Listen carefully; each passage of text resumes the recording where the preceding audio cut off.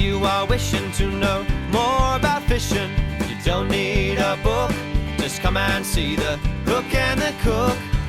If you are looking to know more about cooking, you know where to look, just come and see the Hook and the Cook.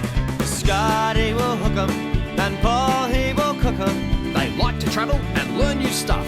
Come and see the Hook and the Cook.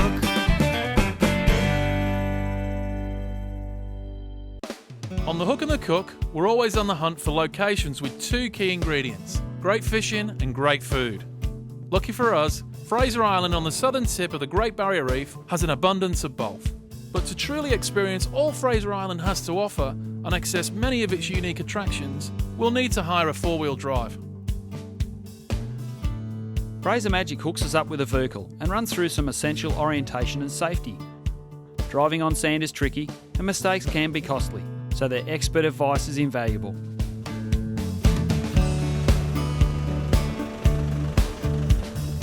Just a 45-minute ferry trip from the mainland, Fraser Island is the world's largest sand island and is a haven for adventure. World Heritage listed, the island has some of the best Australia has to offer. Ancient rainforests, large freshwater lakes, fast-flowing streams, and an amazing 75-mile beach highway complete with a shipwreck and cliffs of beautiful coloured sands. Fraser is also home to some of the world's most ideal fishing conditions and species of fish to suit almost every angler. Recreational fishers describe the eastern side of Fraser as the holy grail of beach fishing, with catches of whiting, dart, tailor and jewfish. But if boat and wharf fishing is more your style, this is best done from the western side, where we'll be staying for our first few days of our trip. We check into the Kingfisher Bay Resort. It's definitely the place to stay if you want a fishing adventure with a touch of luxury. What makes this resort unique is that they try and preserve the natural setting of the island with an eco-friendly approach. They have their own sewage treatment plant, worm farm, herb garden, and pride themselves on their use of native foods. Kingfisher Bay Resort has set the standard for eco-tourism, and it provides a great base from which we can explore the island. Well, it's our first morning off Fraser Island, and we had a fantastic night's sleep last night at the Kingfisher Bay Resort. And today we're heading out to fish the Sandy Strait with Mark from Fraser Island Guided Fishing. He reckons we might get a few. It is a tough time of the year, but he said there's also a chance of seeing a few whales.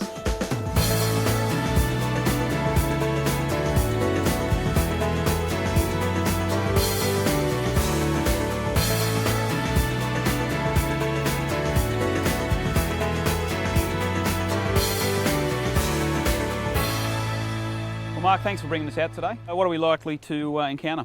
Look, it's the end of winter, things are still cold, so the fishing isn't at its best, but we're going to find a lot of little queenies, trevally, and hopefully some school mackerel, and with a bit of luck later on we'll go and fish some of the deeper reefs and try for a big goldie or something. Oh, that'd be good. That'd be good. So first up, we're just going to use some little metals. Yeah, we saw a few small fish busting up here on small bait fish, so I think these small metals are going to match the hatch, Scott, so we'll just throw them around these points here and give it a while and just see what we do. But I see some fish busting up there at 1 o'clock, and Paul's already in there. Yeah, he's trying to get a fish on me before I get started. So. He is too. He's keen. He is. Fish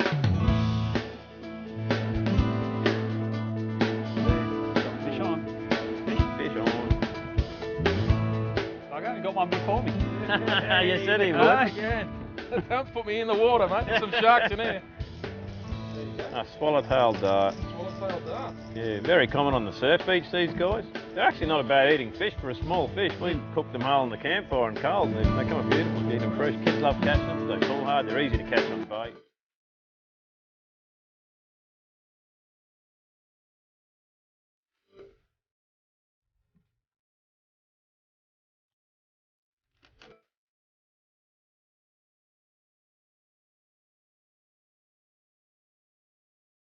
We keep fishing the picnic islands and catch a few more dart. Fish on. Paul's small popper seems to be more effective, and he's now one up on me. But I'm hoping for something a little larger, so I think it's time to head off and try another spot.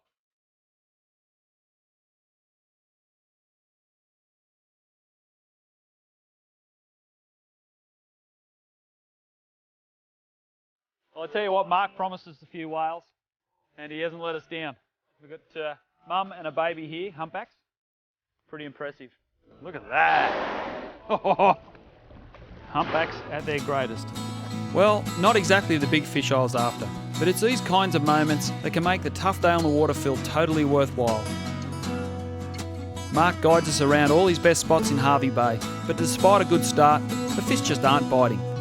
We do catch a couple of remora, commonly known as suckerfish. They're not known for their eating qualities, and since we need something edible to cook up, we have to change our tactics.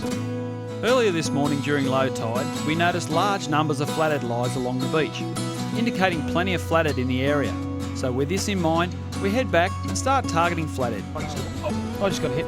Come on, take it. Got him? Yeah. Flathead. Flooded.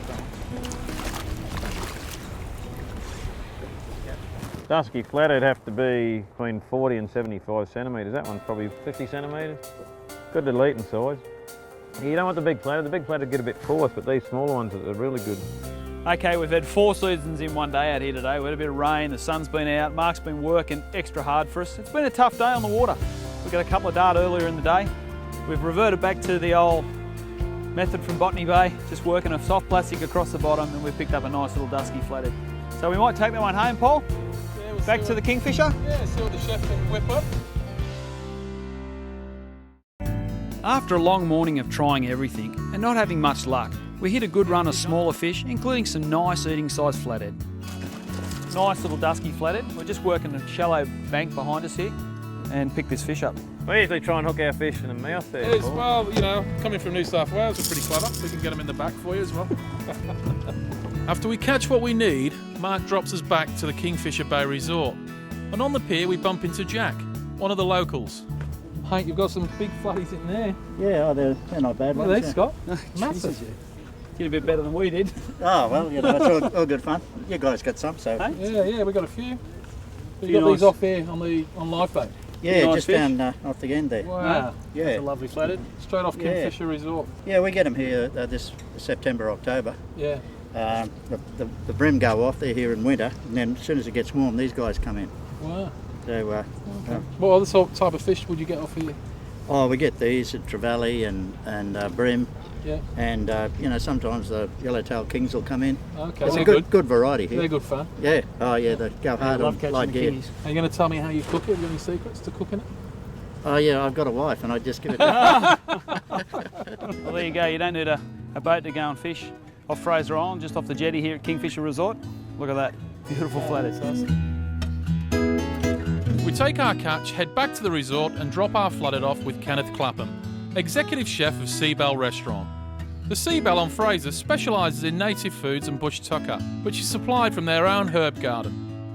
These herbs are the most vibrant and healthy looking herbs I've ever seen. And the flavours definitely pack a punch. The secret behind such quality produce is high-grade fertiliser.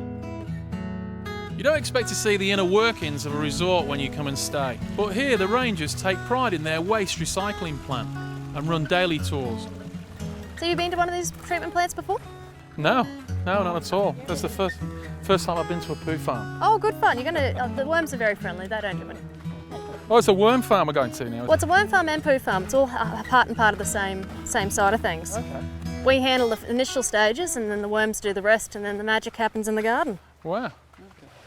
Where you see the big grey pipe coming out, all the liquid waste from the resort is coming through. So everything from down the drains, everything from down the toilet is coming out from that pipe. From that point, it actually needs to go through a separation system because unfortunately not everything that goes through is of a soft nature. It does need through a quick gradient to make sure it's all a sludge grade before it starts going into these large aeration tanks for the next stage and the next process to go through. What amazes me is it doesn't smell.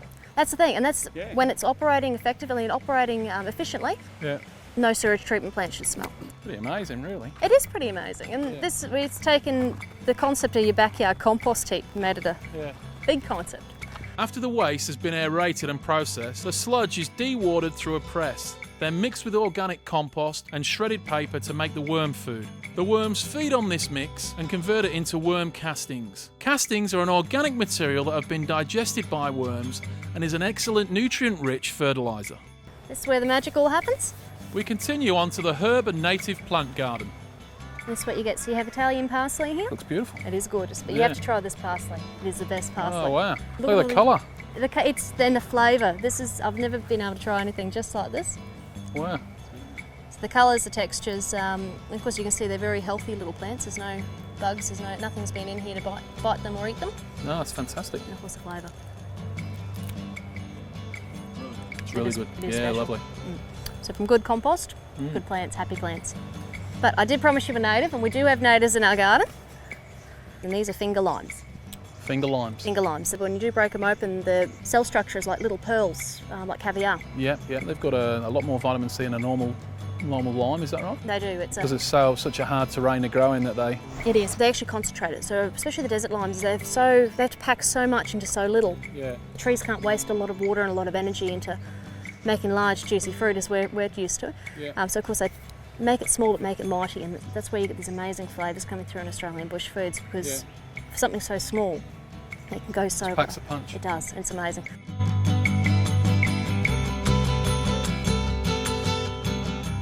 So chef comes down here and he comes down and just picks... Well, the gardeners pick it for the chef. He rings Okay. up, orders how Whatever much he he wants. wants and whatever he wants, and Okay. of course it makes its way up. And do you bring other guests around here? And It's open for everyone, so especially the kids. A lot of the kids that live in the city, they don't get a chance to try fresh herbs, and by the time it gets to the supermarket, it loses that sparkle. It's got some great flavour.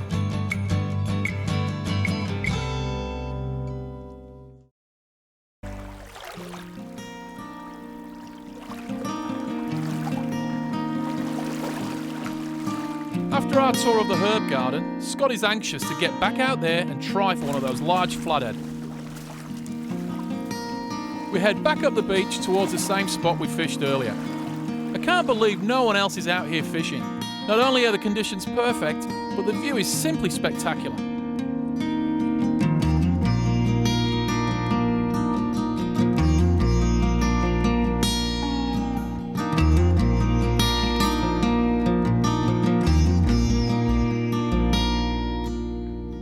What I love about staying at the resort is you've got so many great fishing opportunities for land-based anglers.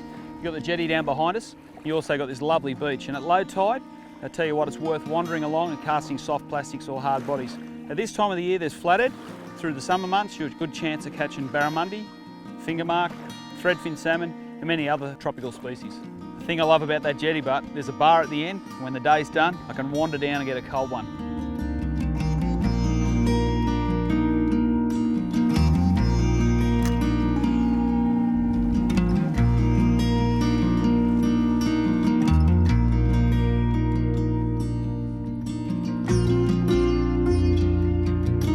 So what Paul and I are doing are just slowly walking along the beach.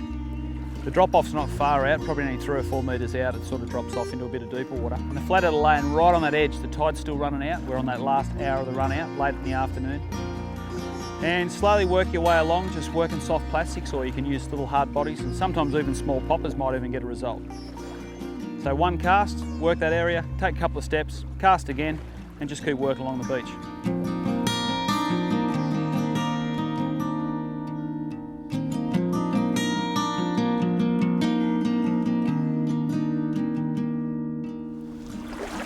Where do you put the popper, mate? Fish on. Right, fish on? Yeah. Cool. That's good. Just zipping you up. Can you grab the rod from under the legs? That'll be right. Handicapping me again. Oh, hey, lizard. Yeah, nice flatty. Beautiful. Hey, nice fish too. Nice fish. Well done, Scott. Oh, what a beauty! Nice fish, mate. Absolutely beautiful. Wow. You were right about the pink, Paul. Yeah. No? The pink, eh? No? Maybe I should have put the pink lure on, you bugger. That's beautiful. Look at that. He's a good fish. I was just about to pull out a popper and have a go with a popper. Yeah. How did the back? You were backpacking you straight on.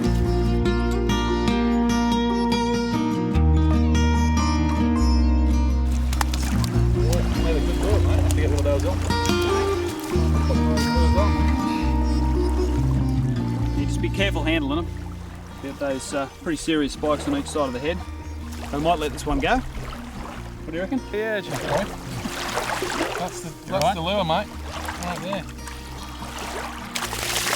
Whoa, there she goes. Well done, mate. Good stuff, eh? Well done, Scott. Excellent job.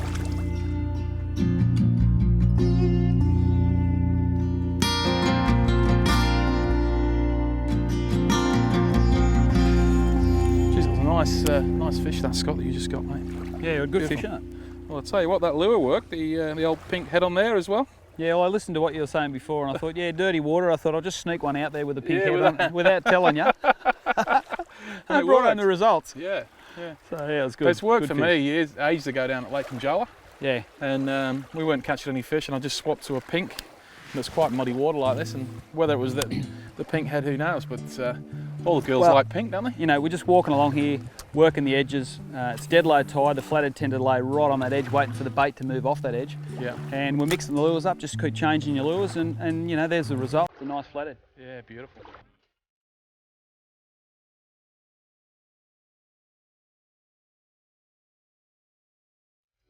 What a fantastic afternoon. Beach fishing has never felt so relaxing. Soldier crabs, stunning views, and Scotty finally got the flathead he was after. I think it's time we go back and make use of that bar.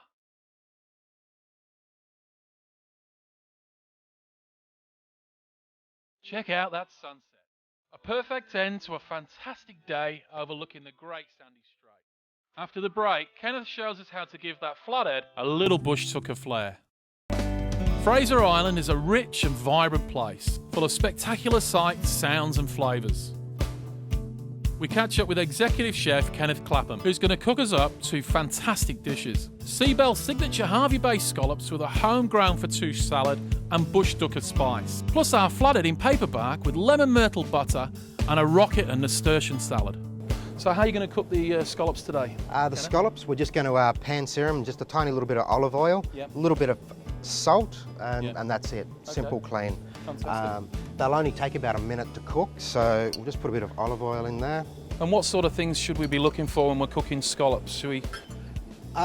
You like them to seal up relatively quickly because there's so much protein in them. They do cook extremely quickly. Yep. So we more or less want a pretty high heat so that it'll caramelize a little bit. Yep. And then before, that should be pretty Yeah, it's good. looking pretty good. It should only take about 2 minutes for them to cook. But we definitely don't want to cook them all the way through. It's nice medium, Yeah.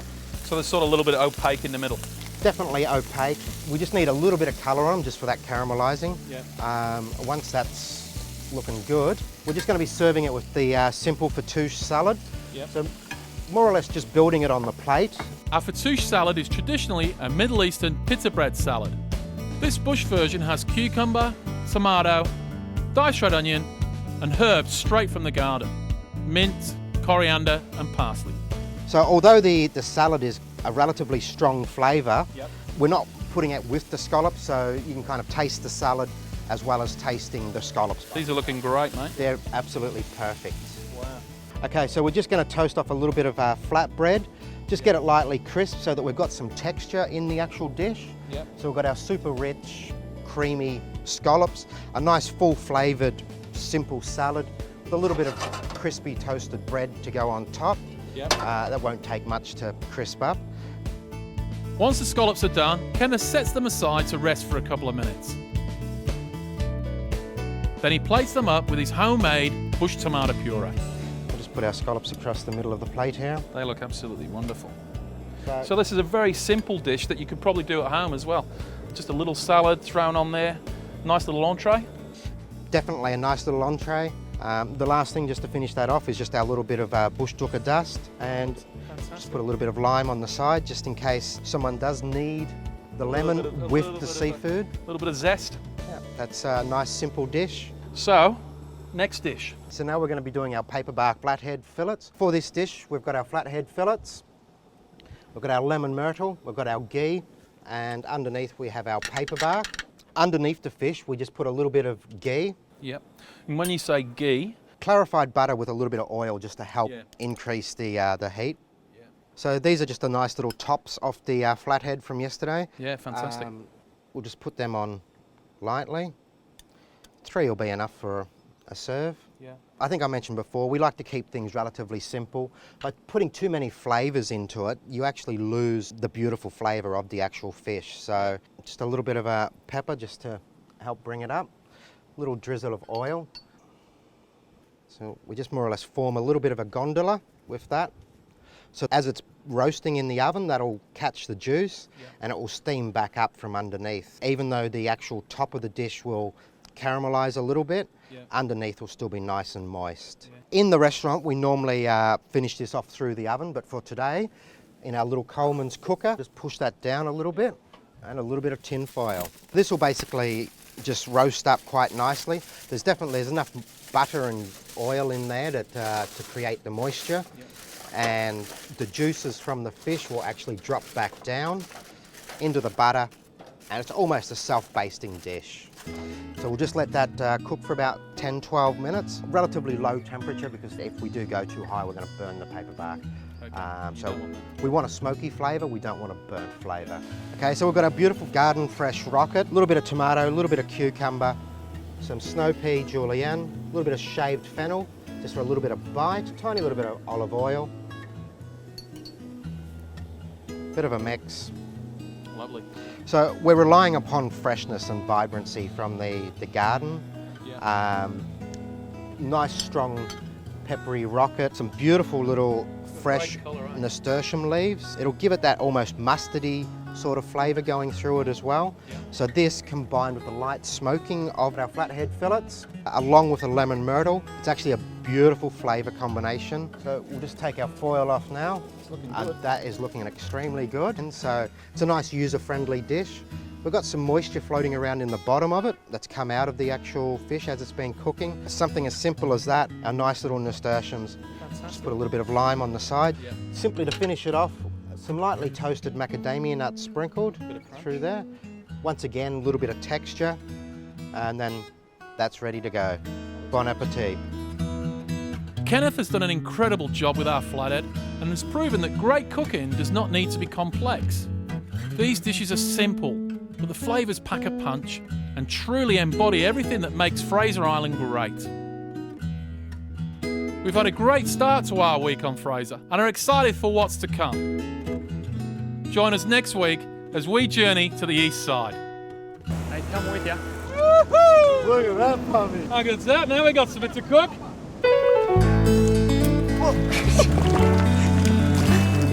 Executive chef of, where am I again?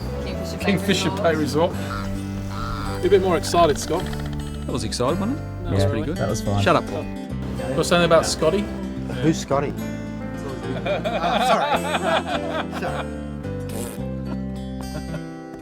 Mark's pissed. He's been drinking some 60.